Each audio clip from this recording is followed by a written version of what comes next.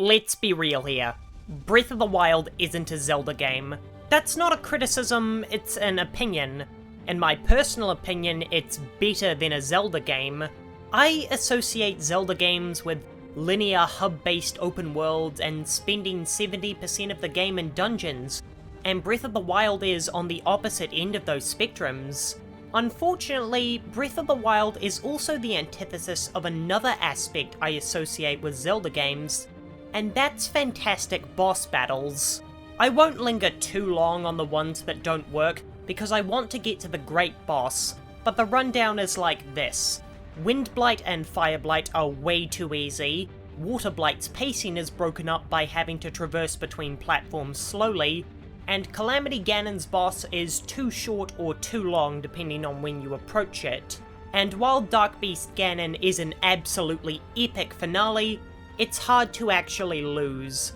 And I just remembered Koga while I was editing this, so that goes to show how fun he was.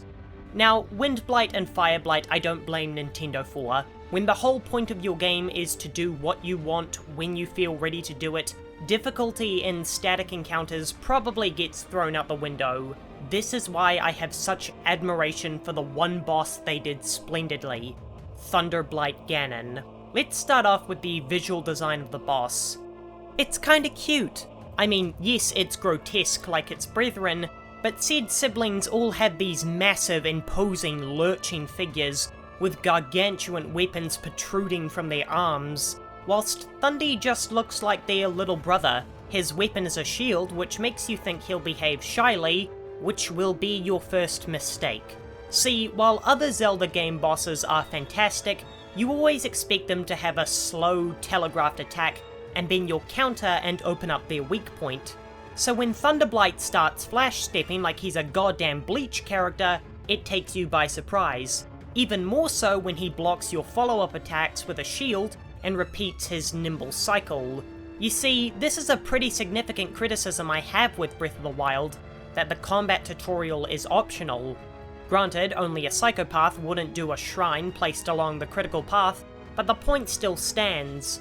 As well as the fact, depending on your playstyle, you might not even get to Kakariko until you're 10 hours into the game, and by then you've probably settled into your combat routine. So the fact that the game forces you to utilize something optional is a knock against it, but if you weren't countering by this point in the game, you were missing out. Another great thing about Thunderblight is his immunity to cheese strats.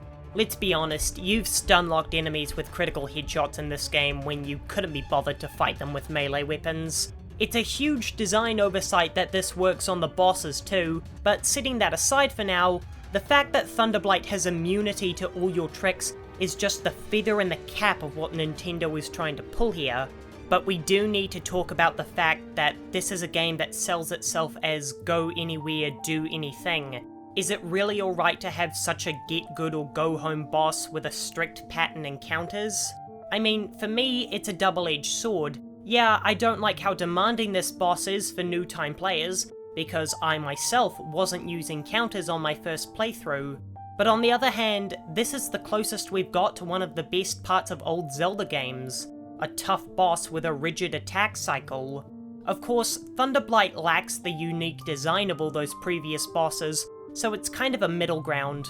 I went into this essay thinking I'd praise the one thing Breath of the Wild did right when it came to bosses, but I'm finding myself more down on it than ever. If you're watching this video, chances are you love Breath of the Wild, but it's got a couple of shortcomings. And I guess that's why I tell myself it's not a Zelda game, because as a Zelda game, it's disappointing.